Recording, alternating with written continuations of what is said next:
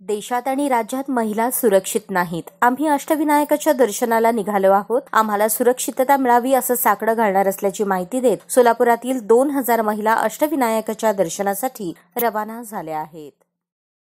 कांचन फाउंडेशनच्या वतीने 2018 पासून हा उपक्रम सुरू आहे.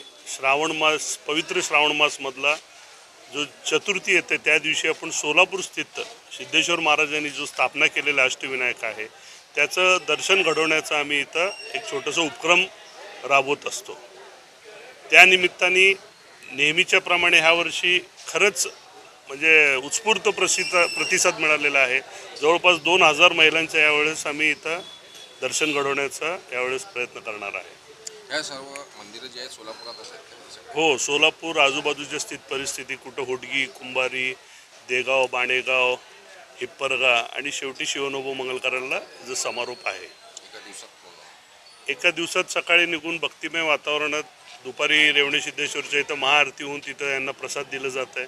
परत उपास असतात सगळ्यांचं, त्यासाठी उपासाचं फराळ असतं आणि संध्याकाळी समारोप होत आहे. काय साकडे घालणार आहे आता या सर्व महिलांना? साकडे तर या लोकांनी जे जे आलेले आहेत माझे माई माऊली त्यांच्या कुटुंबाला पहिला सशक्त करू दे, त्यांच्या घरातले सगळे विघ्न दूर होऊ दे आणि त्याच्याबरोबरच सोलापूरला अतिशय म्हणजे आता अनेक विषय आहेत ते राजकीयकडे वळण जातात. पाणी असू दे, जे मूलभूत सुविधा आहेत त्यांना ते मिळण्यात यावं आणि सध्याचं वातावरण पाहता आज गणपती महाराजांना एवढंच मी साकडं घालेल की महिलांना सुरक्षित ठेवण्याचं काम तिथं व्हायला पाहिजे.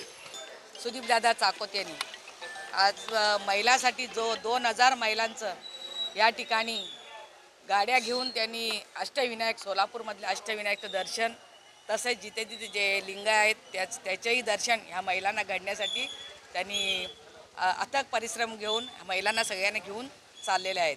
तर महिलांचे काय संकट आहेत, त्यांच्या घरचे काय परिस्थिती आहे, त्यामुळे ते देवाला नवस करण्यासाठी सगळ्या महिला ओघाने पळत येऊ लागलेत आणि आता या देशामध्ये महिला असुरक्षित आहेत. त्या महिलांना सुरक्षित राहणे गरजेचे आहे. ते सरकारने लक्ष द्यायला पाहिजे.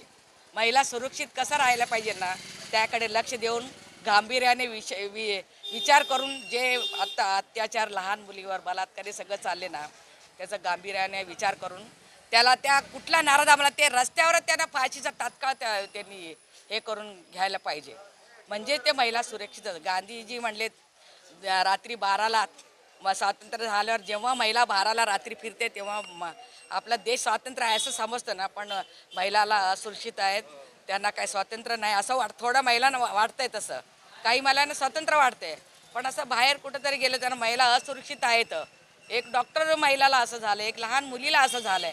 मग असं झालं बाहेर महिला पडायला घाबरू लागलेत. त्यासाठी आम्ही सर्व महिलांना घेऊन आम्ही अष्टविनायक दर्शन करून देवाला आम्ही साकडे घालतो आणि देवाला प्रार्थना करून आम्ही नमस्कार करतो. देवा आम्हाला महिलांना, सर्व आपल्या भारत देशातील सर्व महिलांना सुरक्षित आणि चांगलं त्यांचे मनोकामने पूर्ण होऊ दे. आज आमचे लाडके भाऊ सुदीप दादा चाकोते यांनी सगळ्या महिलांसाठी खास अष्टविनायक यात्रा ठेवलेली आहे.